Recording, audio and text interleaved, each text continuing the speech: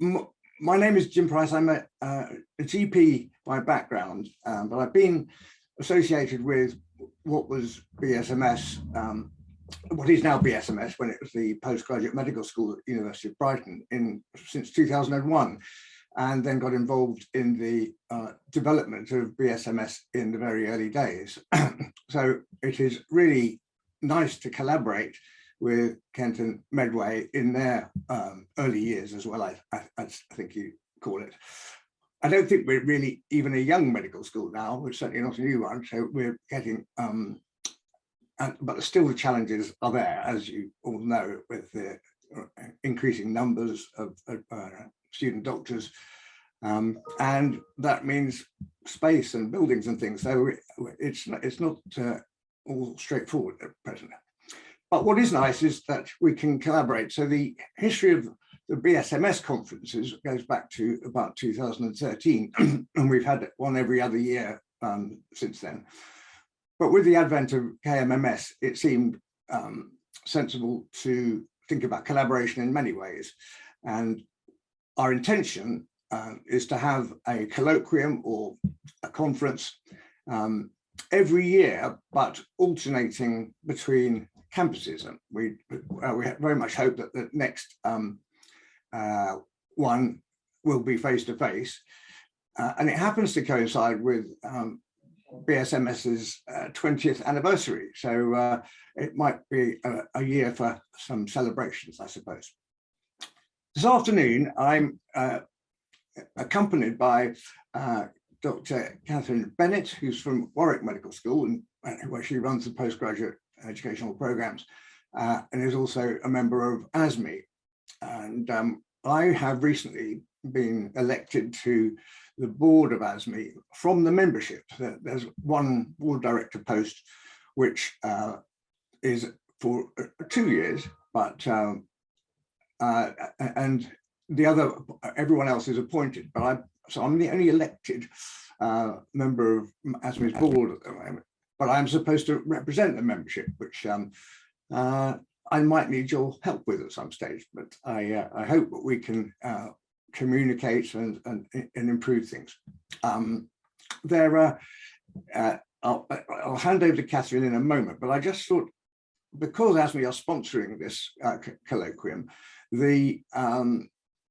I thought we ought to just have a little bit of detail about what ASME does, and a bit of a recruitment drive. So if you are not already a member of ASME, then it might be a chance to do that, to join soon. And there is a bonus offer from ASME. If you join for 12 months, you will get 15 months membership. So fantastic offer from ASME. There's also some links on the Padlet to some of these slides and the organization itself. And I'll just run through some of the interesting things that ASME are doing at the moment. Catherine, as you'll see from that slide presented, is a acting chair of the Educator Development Committee, of which I was a member before, but unfortunately the current chair's unwell. But Catherine has actually been doing it several months now, maybe 6 months, I think, or something like that. She might tell you. But we've collaborated there, and she will go into a bit more detail about what the Educator Development Committee does. Talking of anniversaries, it's ASME's 65th anniversary, so that sort of shows you how the time span of when medical education as a science, and as well as an art sometimes, but essentially as a respected science, has been going, which it seems though it's that it's a blink of an eye in many ways, but it's another cause for a celebration, really. So just, you can read the slides afterwards, but this is what ASME stands for. The vision is, it's about scholarship and excellence in medical education, really, not only for doctors, but for all other health professionals as well. So it is a multi-professional, has a multi-professional theme, which is taken very seriously, as is equality, to diversity and inclusiveness. So it's existed and grown, but it's really a membership-focused organisation. The core values you can read in: collaboration, future focus, excellence, scholarliness, and enablement. And I think it's worth thinking about how an organisation like ASME might really embody that in these interesting times. So after my presentation, I'll be very happy to discuss any questions you have, or put you in contact with the right people in the admin team if you want to join. So as many of you will know, I'm sure many of you are members, but I suppose jewel in the crown is probably medical education, the publication, which has a very high impact for an educational journal, and a slightly more pragmatic and practical teaching journal called The Clinical Teacher. If you haven't come across these, I'd be surprised, but nevertheless, they are available with the membership, although there is a sliding scale, which I'll show you in a minute. The other thing that ASME has done is commissioned textbooks, and these have been renewed in newer editions. But I think if you're starting out on your educational journey, this is a good place to start. Understanding medical education is more the practical aspects, and then what about researching it? That's the difficult bit, or has been in the past. It's a good book. So this is isn't the best structure diagram of ASME, I have to say, but the members are in the middle, and there's a feeling that it should be outward looking. But essentially there's a board, there's an administration team who are very efficient, and they've just moved into a new office in Edinburgh, so that's where they're based. And there are a number of groups within ASME. So this structure might change a little bit, but essentially there are partnerships outside with organisations such as the GMC and the Medical Schools Council.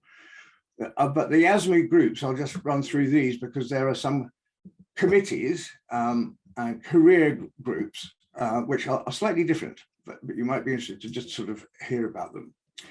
Catherine will talk more about the EDC, or the Educator Development Group, in a moment. But the other main committee is that of research, and the ERC plays a very important role in the mission of ASME. There are also these so-called career groups. So JASME is for medical students and doctors in the early years up to the end of the F2 year, when supposedly in line with increasing seniority in the medical hierarchy, you would become a member of TASME, which is the Trainees and the Association of the Study of Medical Education. By the way, the other thing I've noticed that ASME is, the full title is Association for the Study of Medical Education, but actually, fundamentally, what it says on the bottom of the slide, advancing scholarship in medical education, is also ASME. So I think that doesn't really matter. I don't think anyone's too precious about what you call it. These are the special interest groups. So these have developed over the years and are generally led by people who are interested in these areas. So there's no particular selection, but they have developed into a number of groups: research, methodology, postgraduate talk programs,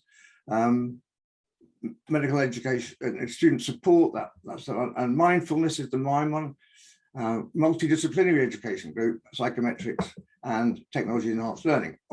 And Kim Vincent, who is people at BSMS will know well as a learning technologist, is a co-chair of that particular committee. So there we go. So what can you get out of membership? So I mentioned the two journals. You can join in any group, and even one of the jobs I'm doing with ASME at the moment is looking at the structure of the special interest groups and how they relate and communicate both with each other and the board and the other members. So we might be coming up with a slightly different overall structure for the special interest groups, but they sort of run themselves in a way, but lots of very enthusiastic people. So if you're interested in any of those areas I mentioned, please let me know, and I can put you in touch with the right person. There are awards and grants, free or reduced fees for various events, and you can certainly submit abstracts for the ASM when you're a member, I would urge you to do that. The summer one is in Aberdeen, 6th to the 8th of July, so I hope that some of you will get there. Just a word about fees. It may sound that, well, you pay for what you get, and I think that it's a very reasonable contribution, which is tax deductible as well. But essentially, if you have it online, the clinical teacher, it's I think you'll see £93. For JASME membership, there is a new widening participation venture with this, so that there is no determined fee. It's based on ability to pay, essentially, in a confidential way. But even if you are charged as a JASME member, you'll pay a maximum of £34 a year, which is pretty good value, I think. And you can see the other categories there. So this is this JASME widening participation and student membership initiative. So please, if you're not a member, do come and join, and it won't cost you much, and you'll feel part of a rather successful organisation, I think. The other thing that's coming up for anybody really, but aimed at sort of junior and middle grade doctors and other clinicians who are members, is that ASME is going to is currently developing a network of volunteer mentors throughout the country, possibly abroad as well, actually. But Bob McKinley has organised training for those who would like to be mentors, and you will hear more of this very soon, I'm sure. You should be able to take advantage of it for free. Awards and grants, just briefly to mention, there are excess of 20 awards. So if you want to know what you might be aiming for, then please look at the website and you'll find it out a little more. So I think that's, I'm going to back up there and hand over to Catherine, who will introduce herself and have a quick run through the role of the EDC. One moment. Thank you, Jim. Have you got control, Catherine? Not yet, Jim. Yeah, okay, 1 second. I have now. Thank you. Perfect. Okay.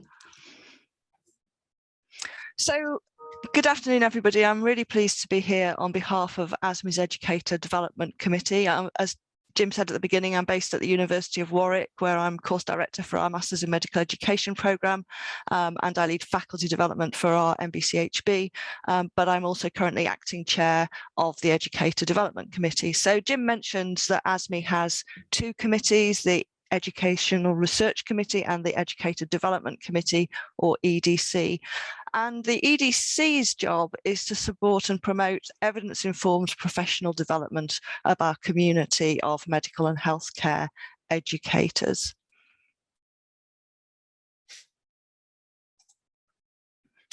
And we do that through our three aims. So we aim to promote and share good educational practice, and clearly patient care, excellent patient care is the aim of everything that we do in medical and healthcare education. We try to encourage the scholarly development and career progression of educators, so we work throughout the career progression, and facilitating network and collaboration is one of our key aims.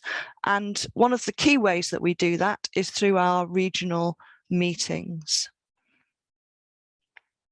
And this is one of them. But as you can see, there are others. So we've got one coming up in the Midlands. This is our 6th Midlands meeting later in April, and our 5th annual Northwest Medical Education meeting again later in April. And these are a great opportunity for people to get together, share good practice, chat together. I'm really pleased that we've got the Padlet today so that we do have some opportunities to get to know one another and share expertise, even though we can't meet face to face. Jim mentioned ASME events, and I just wanted to highlight some, and I know the TEL event this week has been highlighted in the chat. I'll make sure the links go into the Padlet so that you can see these. Lots of the bite-sized events are free. Sorry, something strange seems to be happening to the slides. Let's try again. You can find them all on the web page. I just wanted to highlight the 2 career group conferences, which is the JASME conference, which is happening in October, and the TASME conference, which is happening in May, because for students and trainees, these are really excellent events. And if you are not already familiar with them, then do go to the website and have a look and encourage people to get involved. Also, the annual scientific meeting, which I know many of you will already know. This year we're thinking about future-proofing medical education and how we move forward together. And many of you involved in educational research will know RME, Researching Medical Education, which is a great opportunity to talk about medical and healthcare education research, whether you're an expert, been doing it for years, or just starting out. Jim mentioned awards, of which there are many, but I just wanted to highlight 2, which the EDC run. So the Educator Development Award is for the development of educators. So if you are interested in doing a course or traveling to an institution to observe some particular type of teaching, or any sort of development opportunity, there's that opportunity. The other is the Education Innovation Award, and this is to spread innovation in medical and healthcare education. So if you think you're going to do something new, you'd like to fill a gap in pedagogy, you'd like to try something out, that might be the award for you. And I would really like to encourage everybody to take a look at the website and think about applying. We would love to have more applicants for the awards. And I have to say, it never occurred to me until I started on the EDC that actually I could have applied for these. So everybody go and have a look and think about whether you'd like to apply. There are other ways to get involved with the Educator Development Committee. So if you're sitting there thinking, oh, it would be really good to do such and such, get in touch. The email address is there. That comes through to me at the moment as acting chair. If you'd like to suggest other events, please do. If you are visiting from another region or you know people in other regions, we're always looking to set up new events. Also, as you can see there, there are going to be some opportunities coming soon to join the Educator Development Committee, and those will be advertised through ASME. So enjoy the rest of the day. It's a fantastic programme. Thank you for inviting me, and I look forward to seeing some of you at future ASME activities. I'll pass back to Jim.